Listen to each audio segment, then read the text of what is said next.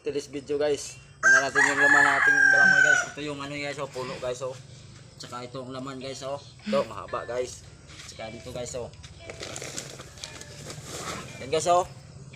Sobrang laki ng ating tinanim na ano guys.